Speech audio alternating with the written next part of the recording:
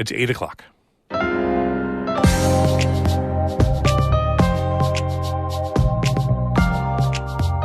Good morning. This is Northern Light for Thursday, September 6th. I'm Monica Sandreski. And I'm Todd Moe. For many North Country schools, the new year begins tomorrow. Districts are struggling with a lingering pandemic effect, chronic absenteeism. Students are just having a hard time walking through the door a lot of times.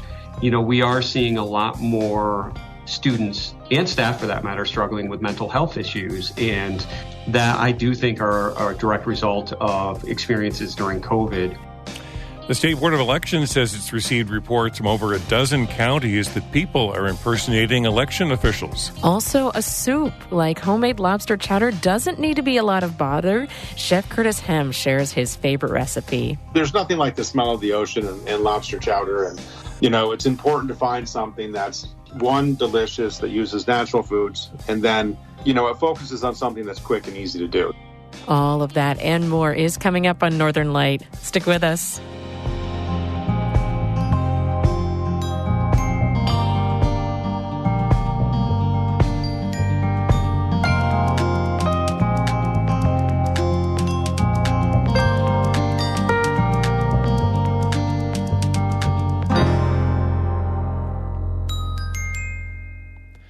Broadcast of Northern Light here on North Country Public Radio is supported by Mountain Orthotic and Prosthetic Services, a full-service practice committed to providing care for patients of all ages with offices in Lake Placid, Plattsburgh, and Malone. Details and referrals at mountainOandP.com.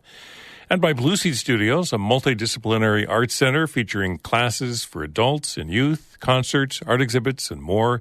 BLUseedstudios.org.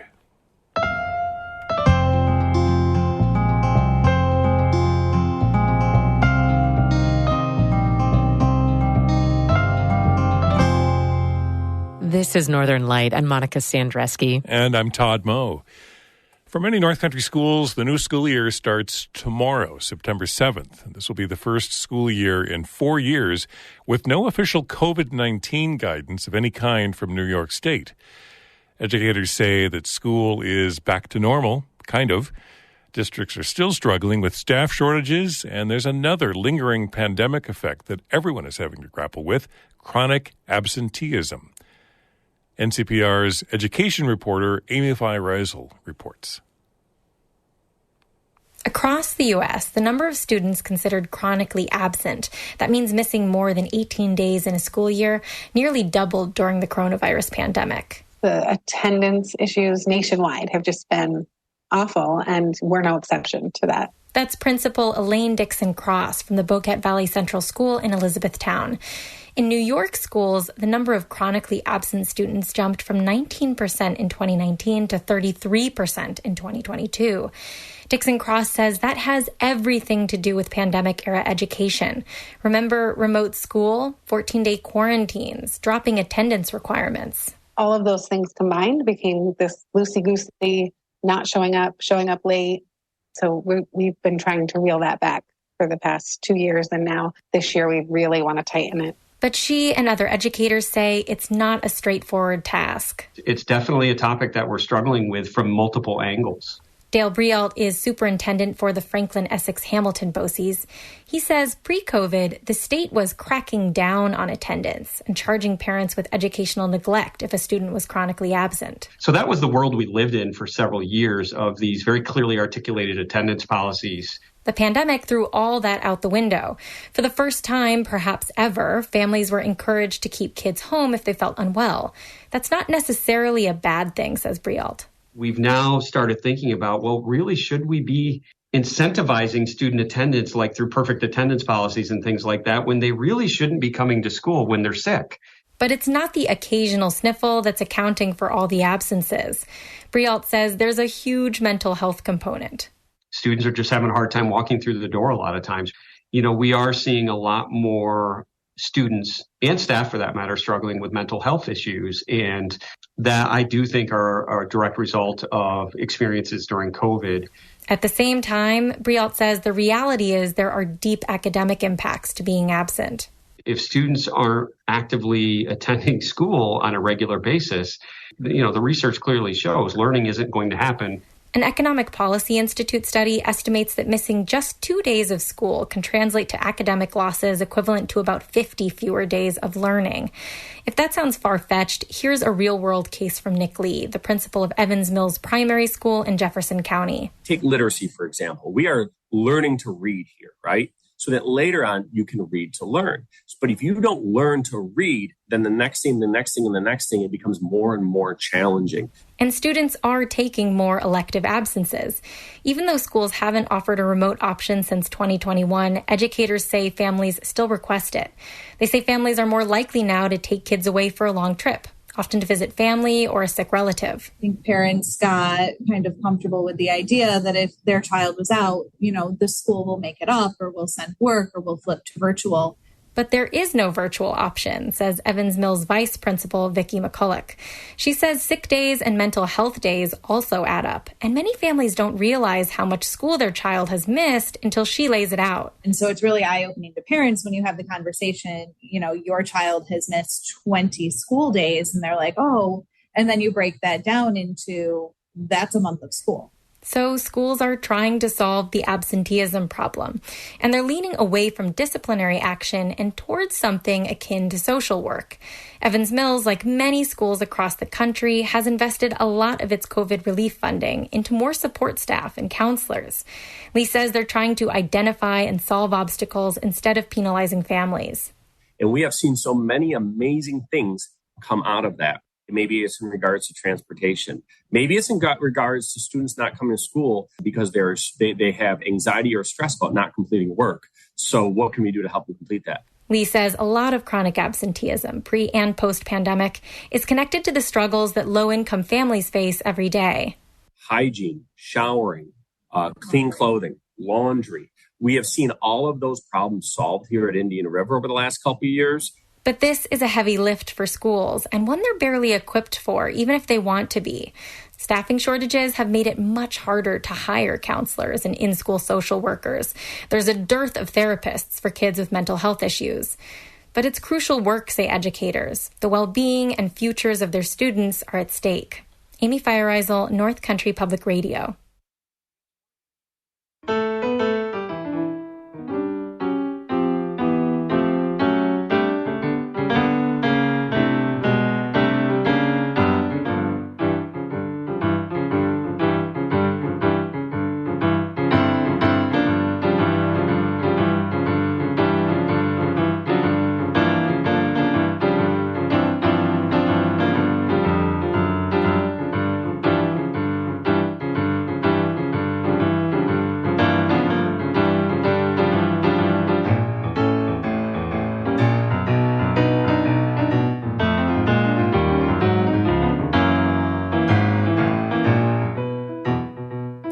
You're listening to Northern Light here on North Country Public Radio. It's 8 minutes past 8. Good morning. I'm Todd Moe. And I'm Monica Sandreski. Coming up, Chef Curtis Hem brings us a lobster chowder recipe that's quick enough for a school night at the family table. That recipe coming up in just a few minutes here on Northern Light.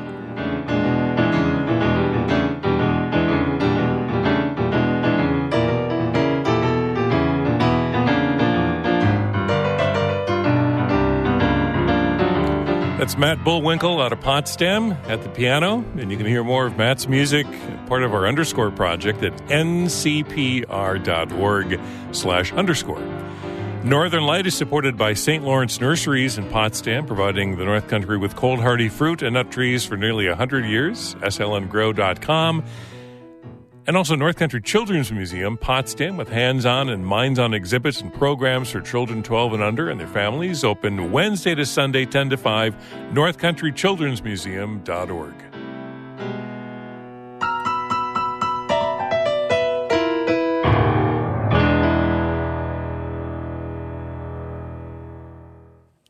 The New York State Board of Elections says it's received reports from over a dozen counties that people are impersonating election officials. WSKG's Vaughn Golden has more. The State Board of Elections Director of Public Information, Kathleen McGrath, says the impersonators are going door to door, confronting registered voters at their homes. They are demanding to see the voter's license, their identification, And the individuals claim that this particular voter is committing a crime by being registered to vote in multiple places in New York State. McGrath says in each case they've seen, the Board of Elections has been able to verify that the voter was properly registered. The state's data just hadn't been updated to reflect the person moving from an old address to a new one. She says while the reports are coming in from a variety of counties across the state, they do have a pattern. It's certainly appearing to be a coordinated effort by folks. We haven't been able to entirely confirm a group. There are suspicions of groups that have concerns with the New York voter rolls. McGrath says if you or someone you know encounters suspicious activity, ask for their identification, don't give away your own personal details, and report any incidents to local law enforcement as well as your local Board of Elections. In Vestal, I'm Vaughn Golden for North Country Public Radio. When classes begin tomorrow, all 3 public schools in Ogdensburg will have a school resource officer. Last year, there was an SRO at only Ogdensburg Free Academy. SROs are sworn law enforcement officers with the power to arrest. Most carry a firearm and other restraints like handcuffs. The Watertown Daily Times reports the change was prompted when the district's safety committee proposed having an SRO in every building, and the school board supported the idea. It's the first time an SRO will be staffed at each district school. The district's superintendent, Kevin Kendall, told the Daily Times they're looking at ways the officers can be involved in the classroom and offer support for students. The agency that oversees water flows on Lake Ontario and the St. Lawrence River is trying to keep levels higher this fall for boaters in the Waddington and Messina areas. Catherine Wheeler explains how. Water levels across the Great Lakes have been above their long-term average this past spring.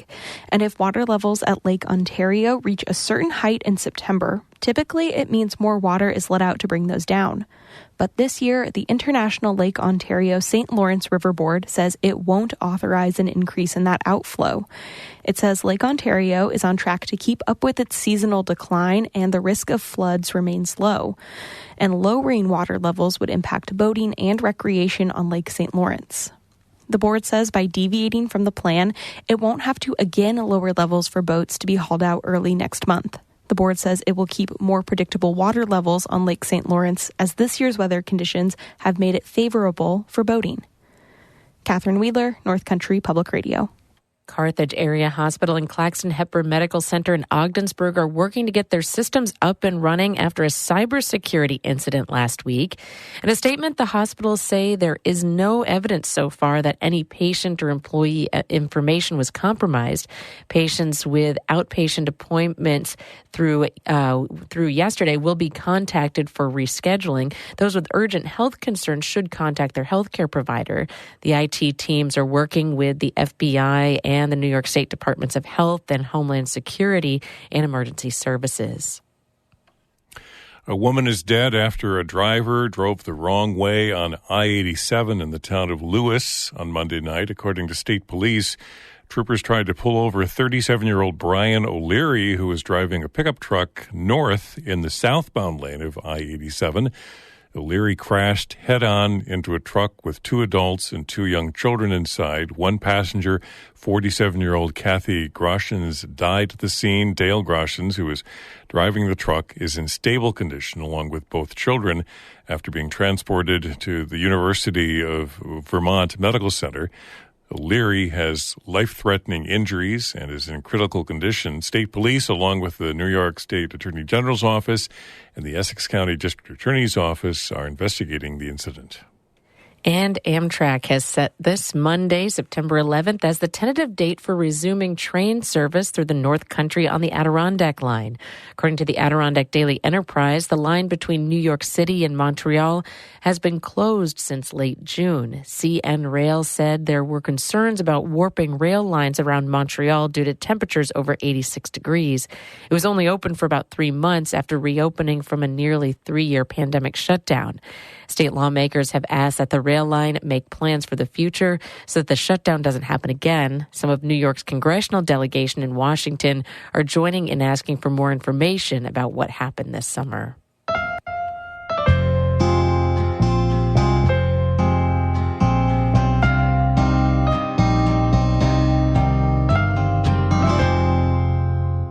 A tiny slice of the North Country population is actively involved in dairy farming, one of the region's biggest economic engines. That's true statewide, even though New York is the fourth biggest dairy-producing state in the country. So most people know little about what goes on day to day on the farm. The New York State Fair, which closed on Monday, offered a chance to see newborn calves up close. WRVO's Ava Pukach reports from the fair's Dairy Birthing Center.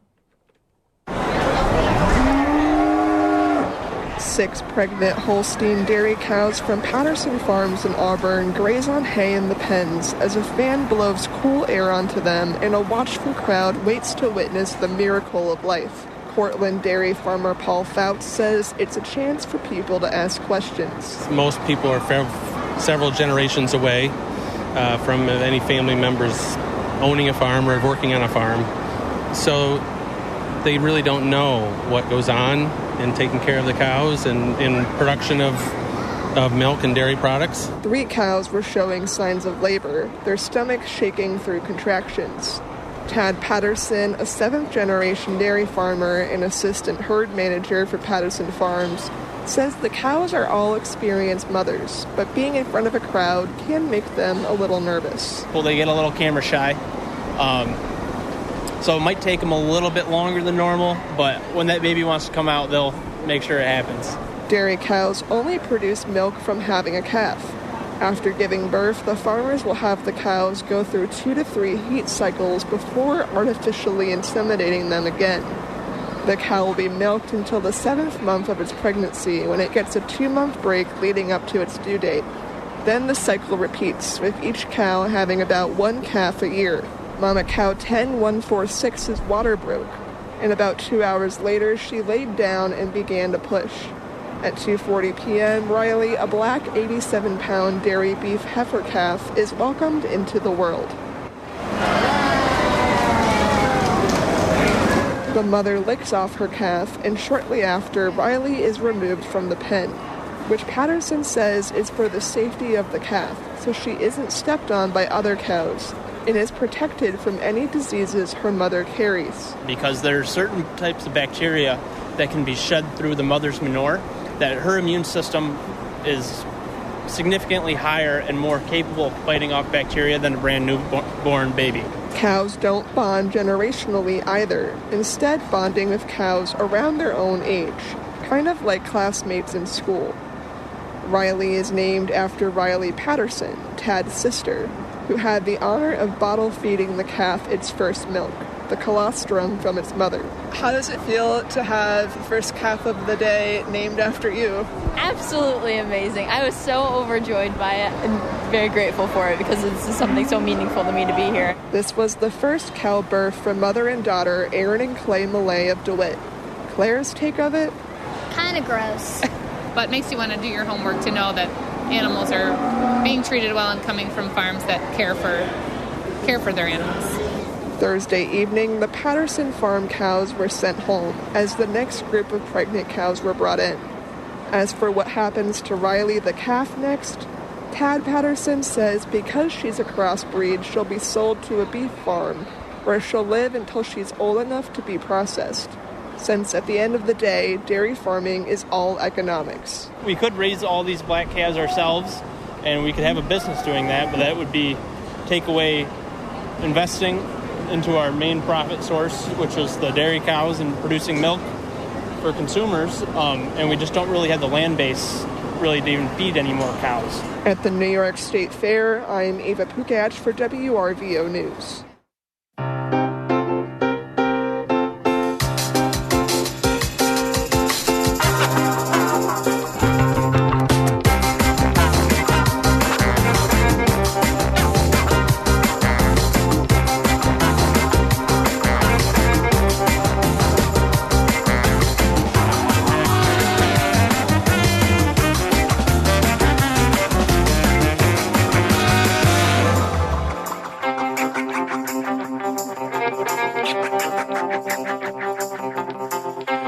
listening to Northern Light right here on North Country Public Radio. I'm Todd Moe. And I'm Monica Sandreski.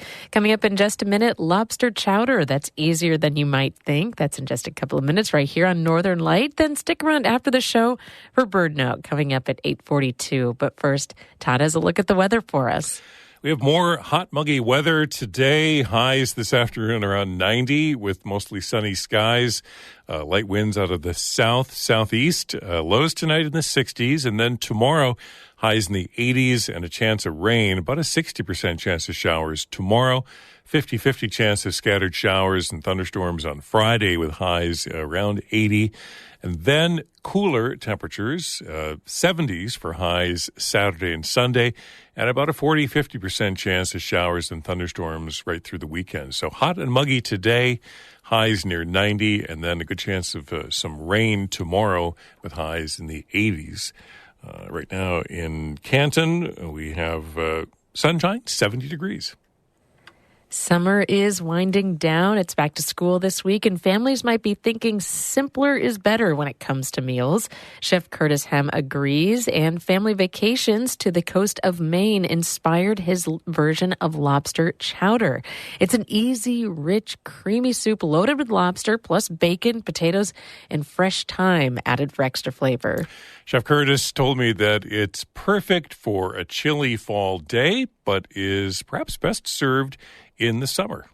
There's nothing like the smell of the ocean and lobster chowder and lobster as a whole, lobster roll, you name it. So that's my inspiration for it, and that was one of the reasons I chose it for this week. But I also wanted something quick because I do know the realities that school's back in session and we still want to have dinner together as a family. And, you know, it's important to find something that's, one, delicious, that uses natural foods, and then, you know, it focuses on something that's quick and easy to do. So this is the key. And as far as lobster goes, you can have the grocery store, or if you have a fish market near you, you can have them cook the lobster for you, so you don't have to deal with that.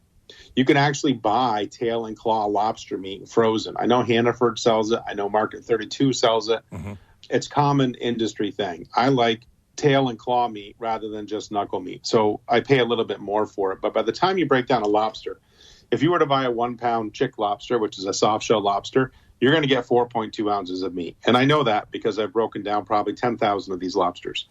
So in every 1 pound lobster, there's 4.2 ounces of meat. And that's if you're really, really good. So most likely you're going to get 3.8. Mm-hmm. So so if you paid $7 or $8, you have to multiply that by 4.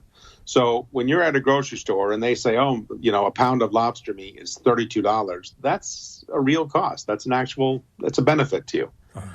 So we happen to have lobster meat on hand. We just do it. We keep it for either risotto or pasta Alfredo or something like that. So having frozen lobster meat is a great thing. And then I also use Kitchen Basic seafood stock as or clam juice you could use. Uh-huh. Even milk you could use, but you want something kind of brothy with kind of like a ocean flavor. So either the seafood stock or the clam juice, but milk would work just the same. Sure. And then it's really simple. I mean, you're building flavors in a pot. So, you know, in a 4-quart pot, you're going to start with some butter and bacon. You're going to cook that. You're going to add some of those sliced up leeks, some salt and pepper, and you're going to sweat that down. You want the onions to become slightly translucent, and you want the bacons to crisp up a little bit. So I like to put the bacon in first and kind of get that crispiness so that'll hold, and it won't be that soft bacon that almost feels raw in some soups. I want to get this really caramelized and crispy where the fat is almost foaming before I add those leeks. And then we add the leeks, that drops the temperature down, the fat stops foaming. You've introduced moisture from the leeks, so the bacon's going to stop crisping up. You throw that in there, you cook that. You want the leeks to be slightly translucent. If you didn't have leeks, a white onion or a yellow onion is going to work just fine, by the way.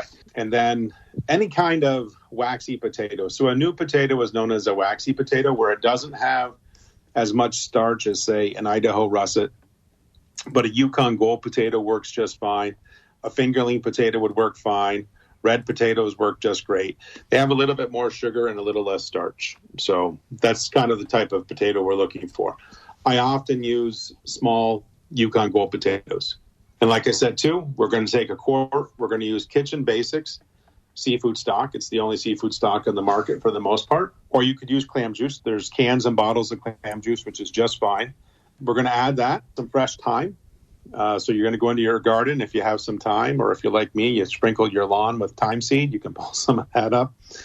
And my wife had actually put creeping thyme across our sidewalk, so I feel like I'm walking on dinner every day. And then you kind of let those potatoes and that stock kind of cook for a little bit on a little bit lower heat. And you're going to take your time here. Maybe it's going to take 20, 25 minutes. And you're going to want those potatoes to be fork tender. Then you're going to add some cream. When you add the cream, you're going to kind of bring it back to a little bit of a boil, turn it back down, and you're going to add your lobster meat. And I like to add just a little bit of butter at the very end, just to kind of give it that broken look and that buttery feel with the lobster. And that's as simple as lobster chowder is. Wow.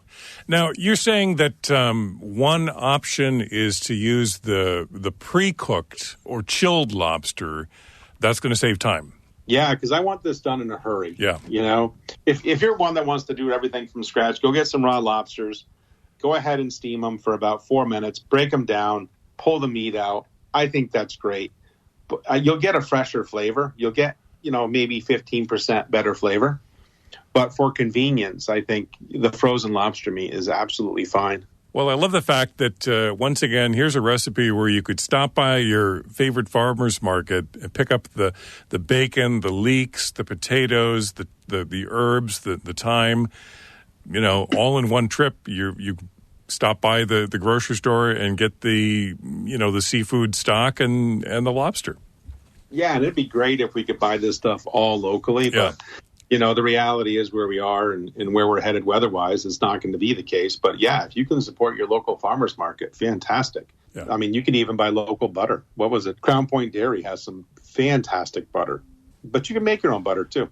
Yeah. Just put some heavy cream in a KitchenAid mixer and forget about it. Yeah. And you'll have a big mess of sprayed whey and milk, and you'll have at the end of it, you'll have a big solid piece of butter. So all you kids that listen to this, take your parents' KitchenAid and some heavy cream. Show them your culinary prowess. Tell them Chef Curtis sent you. Absolutely. I love this, too, because it's simple. As you say, you could do this in like half an hour, and you've got this fabulous lobster chowder, great flavors, not overly spiced or anything. You're really kind of letting that nice seafood lobster flavor come through. So yeah, what you want to get out of this is you want to get the feel of the seafood, and that's through the liquid. You want the lobster to be dominant in flavor. You're going to get some of that potato flavor. You definitely want to get some of that fresh thyme. I remember when I first started eating chowders, I remember someone pulled fresh thyme leaves and put on top, and I thought that was the absolute most amazing thing. And then you want to get a little bit of that bacon. You want to kind of get a harmonized feel for this. I also think it's important to understand that cooking doesn't take more time than going out and getting food on the street. So if you plan properly and you have a properly stocked pantry, freezer, and refrigerator, you can come home and you can make food very quickly with very little effort. This is one pot, and if you're a family of four bowls, one cutting board, a knife, and 4 soup spoons. And that's it for dishes. So I'm very into that efficiency model when school's in session and life is busy. Chef Curtis owns the Carriage House Cooking School in Peru, New York, and is the executive chef at the View restaurant at the Mirror Lake Inn Resort and Spa in Lake Placid. He joins us each month to share a favorite seasonal recipe, and next month, tune into Northern Light, it's DIY mac and cheese. We were at a party. Here love fell in the day. Someone reached in and grabbed it. What a wild lobster.